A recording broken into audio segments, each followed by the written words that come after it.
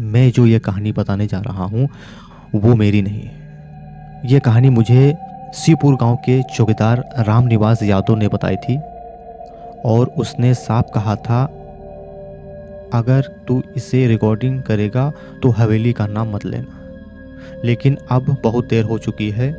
जिस जगह की ये वारदात है वो शिवपुर गांव से करीब 2 किलोमीटर दूर एक टूटी हुई पहाड़ी के नीचे एक पुरानी हवेली है। लोग उसे हवेली नंबर 9 कहते हैं। क्यों? क्योंकि उससे पहले 8 हवेलियां गिर चुकी हैं। बस यही एक बची है। हवेली कब की है? सरकारी रिकॉर्ड में लिखा है हवेली 1936 में बनी थी और मालिक थे ठाकुर हरदेव सिंह। इनका पूरा परिवार 1949 में एक ही रात में गायब हो गया था। ना तो लाश मिली, ना तो कोई रिपोर्ट मिला, बस फाइल बंद। ये जो कहानी मुझे बताई है वो गांव का एक चौकीदार था जिनका नाम रामनिवास यादव। उनकी उम्र थी करीब 62 साल और वो ड्यूटी करते थे जंगल की तरफ। उसने मुझे खुद बताया था कि इस बार फिर कोई अंदर आया है और इस बार कितने लोग थे? कुल 5 लोग थे।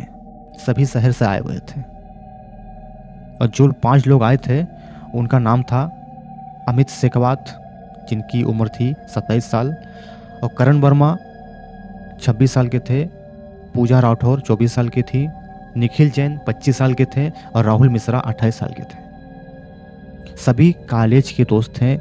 ये लोग वहाँ क्यों आए थे? यही सबसे खतरनाक बात है, ये लोग भूत देखने नहीं आए थे।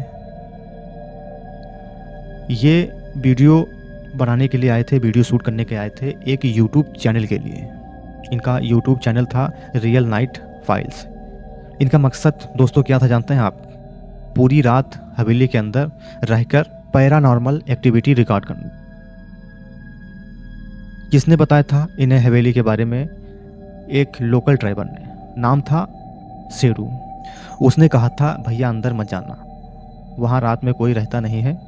अमित ने हंसकर कहा, कौन रहता है? शेरू ने जवाब नहीं दिया, बस गाड़ी रोक दी और उतर गया। पहली अजीब बात यहीं से शुरू हुई जब शेरू गाड़ी से उतरा। उसने जाते जाते बोला, अगर सुबह तक बाहर नहीं निकले तो मैं पुलिस भी नहीं लाऊंगा। रात के करीब बज रहे थे 9:12। 5 लोग हवेली के गेट के सामने खड़े थे। एक बड़ा सा लोहे का गेट लगा हुआ था, अंदर से बंद था लेकिन ताला नहीं लगा हुआ था। जैसे ही अमित ने गेट को धक्का दिया, गेट अपने आप खुल गया बिना आवाज के। कैमरा उसी वक्त ऑन था। रिकॉर्डिंग में साफ सुनाई देता है अंदर कोई सांस ले रहा है। अंदर घुसते ही हवेली के अंदर ठंड नहीं थी, हवा भी नहीं था, लेकिन सारे मोमबत्ती के जो फ्लेम थे और एक ही दिशा में झुके हुए थे, जैसे कोई बहुत धीरे धीरे इनके सामने से गुजर रहा हो। पूजा ने धीरे से कहा, यहाँ किसी की खुशबू आ रही है, पर वो इत्र नहीं था, कोई सेंट नहीं था। वो जो था पुराने गीले कपड़े काफी सालों से पड़े हों, उसी की सड़न बदबू आ रही थी। तभी रात के बज रहे थे 10:01। पहली आवाज आई, रिकॉर्डिंग में कैद है, बहुत हल्की सी, बिल्कुल बच्चे जैसी, जैसे कोई माँ करके बुला रहा। तो सभी चुप हो गए। निखिल बोलता है, ये कोई साउंड इफेक्ट नहीं है। तभी ऊपर की मंजिल से एक लकड़ी घिसकने की आवाज आती है, धीरे धीरे, बहुत धीरे। तो करण तभी कैमरा ऊपर किया। सीढ़ियों पर कुछ नहीं था, लेकिन सीढ़ियों पर गीले पैरों के निशान थे, वो भी नंगे पैरों के। पूजा बोली, हम सब तो जूता पहने आए हैं, तब ये निशान कैसा? तभी पीछे से एक आवाज आती है, चले जाओ। बहुत पास से आती है, बिल्कुल कान के करीब से आवाज जो आती है, सब कोई अच्छे से सुनते हैं और सब कोई एक साथ मुड़कर देखते हैं, वहाँ कोई नहीं रहता। तभी अचानक हवेली के मेन गेट धड़ाम से बंद हो जाता है और सबसे डरावनी बात यह है कि कमरे में बाहर का जो रास्ता था दिखाई दे रहा था, वो इस समय दिखाई देना बंद हो जाता है। गेट के बाहर अब कुछ भी नहीं दिखाई दे रहा था। रात के बज रहे थे 10:37। पहला मोबाइल बंद हुआ।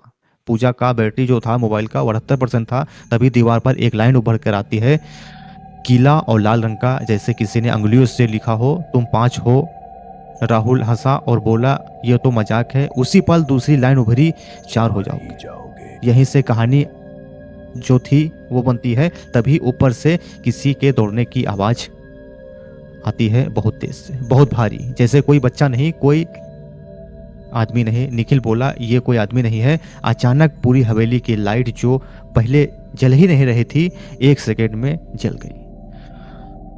उसे 1 सेकंड में सबने ऊपर देखा। बालकनी में एक औरत खड़ी थी, पीठ उनकी तरफ, बाल कमर के नीचे, और उनकी जो गर्दन थी औरत की वो उल्टी थी। पूरी लाइट बंद हो जाती है। फिर से पूरी हवेली अंधेरे में हो जाती है। पूजा रोने लगी और बोली, हम यहाँ नहीं थे, हम यहाँ नहीं आए थे। जैसे दिमाग कुछ और बोल रहा हो, वो कुछ और बोल रही है। तभी करण चिल्लाता है कि राहुल कहाँ है। कैमरा घूमा, राहुल पीछे नहीं था, लेकिन कैमरे के माइक्रोफोन में धीमी आवाज रिकॉर्ड हुई, 1 हो गया। और यहीं इस केस की फाइल खत्म होती है, लेकिन कहानी यहीं खत्म नहीं होती, क्योंकि इस हवेली के अंदर उस रात सिर्फ राहुल ही गायब नहीं हुआ था। रिकॉर्डिंग में उसके बाद भी लगातार 2 घंटे तक कुछ चलता रहा और कैमरा रिकॉर्डिंग करता रहा। और जो उसमें कैद हुआ है वो मैं अभी नहीं दिखा सकता, क्योंकि अगर आपने वो देख लिया तो आप भी यही सवाल पूछोगे, वो औरत कौन थी जिसकी गर्दन उल्टी थी, दीवार पर लिखा था 4 ही जाएंगे, तो 5वां कौन है जो अब भी अंदर है। और सबसे खतरनाक सवाल, रिकॉर्डिंग में जो आखिरी आवाज आई, 1 हो गया, वो किसने कहा था। अगले पार्ट में मैं आपको दिखाऊंगा राहुल की आखिरी फुटेज, वो कमरा जहां कोई ताला नहीं था, फिर भी कोई बाहर नहीं निकल पाया, और वो सच्चाई जो सबसे छिपाई गई है। अगर आप इस कहानी की अगला एपिसोड देखना चाहते हैं तो अभी चैनल को सब्सक्राइब कीजिएगा। बहुत जल्द मैं लेके आऊंगा पार्ट 2। तब तक के लिए मुझे इजाजत दें, अपना ख्याल रखिएगा। जय हिंद।